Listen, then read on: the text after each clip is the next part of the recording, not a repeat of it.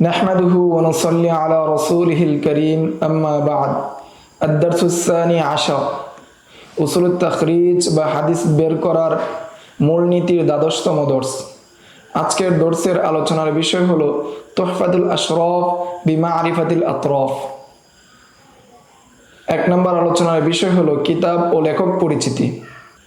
তুহফাতুল আশরাফ বিমারিফাতিল আতরাফ কিতাবটি সংকলন করেছেন হাফেজ জামাল উদ্দিন আবুল হাজ্জাজ ইউসুফ ইবনে আব্দুর রহমান আল মিজ্জি। তিনি 742 হিজরিতে ইন্তেকাল করেন। তার ওফাত 742 হিজরিতে। 2 নম্বর আলোচনার বিষয় হলো লেখকের উদ্দেশ্য।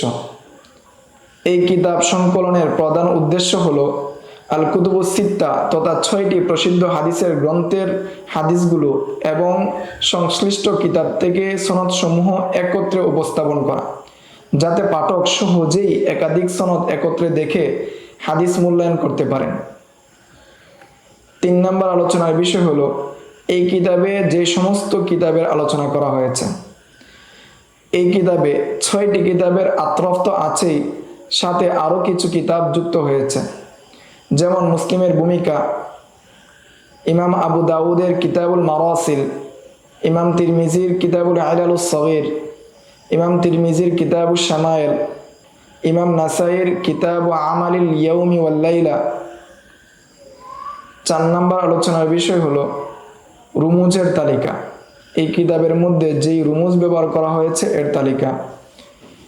কিতাবের হাদিসগুলো আলাদাভাবে রুমুজ দিয়ে চিহ্নিত করা হয়েছে, যেমন খা ব্যবহার করা হয়েছে সহিহ বুখারীকে বোঝানোর জন্য, খা এবং তা ব্যবহার করা হয়েছে ইমাম বুখারীর মুআল্লাক হাদিসকে বোঝানোর জন্য, মিম ব্যবহার করা হয়েছে সহিহ মুসলিমকে বোঝানোর জন্য, দাল দ্বারা আবু দাউদ, মিম এবং দাল ব্যবহার করা হয়েছে মারাসিল আবি দাউদকে বোঝানোর জন্য, তা ব্যবহার করা হয়েছে জামিউত তিরমিজি বা সুনানুত তিরমিজিকে বোঝানোর জন্য, তা এবং মিম ব্যবহার করা হয়েছে শামাইলুত তিরমিজিকে বোঝানোর জন্য, সিন ব্যবহার করা হয়েছে সুনানুন নাসাইকে বোঝানোর জন্য, সিন এবং ইয়া ব্যবহার করা হয়েছে ইমাম নাসাইর আমালুল ইয়াউমি ওয়াল লাইলা কিতাবকে বোঝানোর জন্য, কফ ব্যবহার করা হয়েছে সুনানু ইবনে মাজাকে বোঝানোর জন্য, যা ব্যবহার করা হয়েছে সংকলকের নিজস্ব টিকা বোঝানোর জন্য, কাব ব্যবহার করা হয়েছে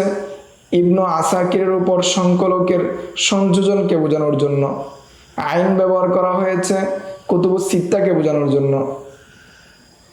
5 নম্বর আলোচনার বিষয় হলো বিন্যাস পদ্ধতি। এই কিতাবের বিন্যাস পদ্ধতি।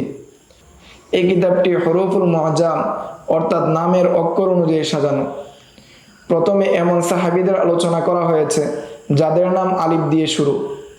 এই কিতাবে প্রথম মুসনাদ হলো সাহাবী আবিয়াদ বিন হাম্মাল রাদিয়াল্লাহু তাআলা আনহু এর। সর্বমোট সাহাবীদের মুসনাদের সংখ্যা হলো 986টি, আর তাবেঈ ও পরবর্তী বর্ণনাকারীদের মুরসাল হাদিস হলো 405টি। এই পদ্ধতিতে একজন সাহাবীর বর্ণনার প্রকৃত সংখ্যা জানা যায়। কোন সাহাবী যদি অনেক হাদিস বর্ণনা করে থাকেন, তার থেকে বর্ণনাকারী সাহাবী বা তাবিঈদের নাম অনুযায়ী সাজানো হয়েছে। কোন সাহাবী যদি অনেক হাদিস বর্ণনা করে থাকেন, তার থেকে বর্ণনাকারী সাহাবী বা তাবিঈদের নাম অনুযায়ী পরবর্তী সাজানো হয়েছে। এইভাবে পরবর্তী বর্ণনাকারীর হরফ অনুযায়ী হরফুল মুআজ্জাম অনুযায়ী সাজানো হয়েছে। যেমন হাম্মাদ ইবনে সালামা আন মুহাম্মদ ইবনে আমর আন আবি সালামা আন আবি হুরায়রা রাদিয়াল্লাহু তাআলা আনহু। 6 নম্বর আলোচনার বিষয় হলো তাকরারুল হাদিস। কিছু হাদিস বারবার এসেছে, কারণ হাদিসগুলো বিভিন্ন সাহাবীর মাধ্যমে বর্ণিত হয়েছে, তাই হাদিসগুলো সাহাবীদের অধীনে বারবার আনতে হয়েছে। তাই এই কিতাবে হাদিসের মোট সংখ্যা 19,595টি। অন্যদিকে যাখাইরুল মাওয়ারিসে হাদিসের সংখ্যা 12,302টি। 7 নম্বর আলোচনার বিষয় হলো হাদিস উপস্থাপনের তারতিব, পেশ করার তারতিব। প্রথমে সেই হাদিসগুলো উল্লেখ করা হয়েছে যেগুলো সবচেয়ে বেশি কিতাবে বর্ণিত হয়েছে। তারপর কম সংখ্যক কিতাবে বর্ণিত হাদিসগুলোকে উল্লেখ করা হয়েছে। তারপর বুখারীতে যে হাদিস রয়েছে সেটাকে উল্লেখ করা হয়েছে। তারপর মুসলিম, তারপর সুনানে আবি দাউদ, তারপর সুনান তিরমিজি, সর্বশেষ সুনানে ইবনে মাজায় উল্লেখিত হাদিসকে উল্লেখ করা হয়েছে। 8 নম্বর বিষয় হলো মুরাজাআ করার উদ্দেশ্য কি হবে, এই কিতাবকে মুরাজাআত করার উদ্দেশ্য কি হবে আমাদের, এটা হলো 8 নম্বর আলোচ্য বিষয়। এই কিতাব মুরাজাআত করলে জানা যায় কোন হাদিসটি কোন কিতাবে এসেছে, কার মাধ্যমে এসেছে, কোন কোন সনদে এসেছে। কিন্তু হাদিসের পরিপূর্ণ মতন জানতে হলে মূল কিতাবের দিকে মুরাজাআত করতে হবে, মূল কিতাবের দিকেই যাচাই করতে হবে। 9 নম্বর আলোচনার বিষয় হলো এই কিতাবে হাদিস উপস্থাপনের পদ্ধতি। মুসান্নিফ রহমতুল্লাহি আলাই প্রতিটি হাদিস উল্লেখ করার শুরুতে হাদিস ও শব্দ ব্যবহার করেছেন। এই শব্দের উপরে তিনি সেই সমস্ত রুমুজ বা সাংকেতিক চিহ্ন লিখে দিয়েছেন যেগুলো ইঙ্গিত দেয় কোন কোন কিতাবে এই হাদিসটি বর্ণিত হয়েছে। এরপর তিনি হাদিসের মূল মতন থেকে একটি অংশ উল্লেখ করেন, যতটুকু অংশ উল্লেখ করলে পুরো হাদিসটা বোঝা যায়। এই অংশ কখনো রাসূল সাল্লাল্লাহু আলাইহি ওয়াসাল্লামের হাদিস দিয়ে শুরু হয় যদি হাদিসটা কওলি হয়, অথবা সাহাবীর কোনো কাজ দিয়ে শুরু হয় যদি হাদিসটা ফেইলি হয়, অথবা এমন একটি সারাংশ বা বাক্যাংশ উল্লেখ করা হয় যা হাদিসের বিষয়বস্তু বোঝাতে সহায়ক হয়। যেমন তিনি বলেন হাদিসুল উরাইনিয়িন, তারপর বলেন আল হাদিস। এইভাবে মতনের একটি অংশ উল্লেখ করার পর তিনি ওই হাদিসের সনদ সমূহ বর্ণনা করতে শুরু করেন যেগুলোর রুমুজ ব্যবহার করা হয়েছিল। প্রথমে তিনি ওই রুমুজের নাম বলেন, তারপর সেই কিতাবের নাম বলেন যে কিতাব থেকে ওই হাদিস এসেছে। এরপর তিনি সম্পূর্ণ সনদ উল্লেখ করেন যা সেই হাদিস বর্ণনাকারী সাহাবী পর্যন্ত। এরপর তিনি সম্পূর্ণ সনদ উল্লেখ করেন যা সেই হাদিস বর্ণনাকারী পর্যন্ত গিয়ে শেষ হয়।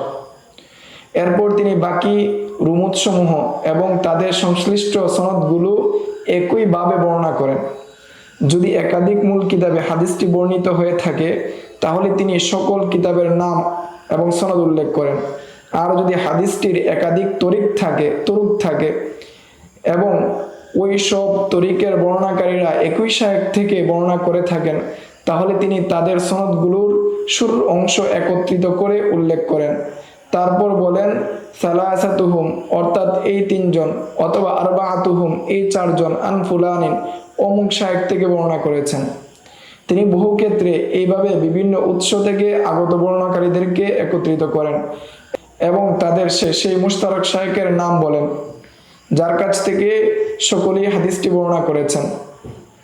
10 নম্বর আলোচনার বিষয় হলো এর একটি উদাহরণ বা নমুনা।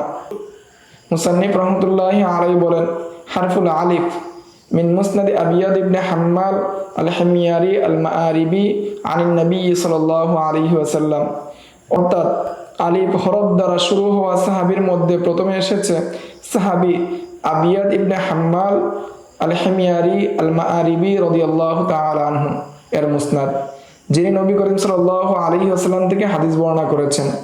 তারপর মুসান্নিফ উল্লেখ করেন দাল তা সিন কফ হাদিসুন আন্নাহু ওয়াফাদা ইলা নবী সাল্লাল্লাহু আলাইহি ওয়াসাল্লাম ফাস্তাকতাআহুল মিলহাল্লাযী বিমাআরিবা আল হাদিস। এই হাদিসটি 4টি কিতাবে এসেছে, সেগুলোর প্রতীক হলো দাল দ্বারা আবু দাউদ, তা দ্বারা তিরমিজি, সিন দ্বারা নাসাই, কফ দ্বারা ইবনে মাজাহ। এই হাদিসের মতনের অর্থ হলো আবিয়াদ ইবনে হাম্মাল রাদিয়াল্লাহু তাআলা আনহু নবী করিম সাল্লাল্লাহু আলাইহি ওয়াসাল্লামের দরবারে উপস্থিত হন এবং মারিব অঞ্চলের লবণের খনিটি নিজের জন্য চেয়ে নেন। মুজগুরুর সনদের আলোচনা আমরা উসুলুত তাখরিজ কিতাবে দেখে নিব। আজকের আলোচনা এখানেই শেষ করছি। পরবর্তী দর্সে আমরা আলোচনা করব যাখাইরুল মাওয়ারিস কিতাব সম্পর্কে। আসসালামু আলাইকুম ওয়া রাহমাতুল্লাহি ওয়া বারাকাতুহু।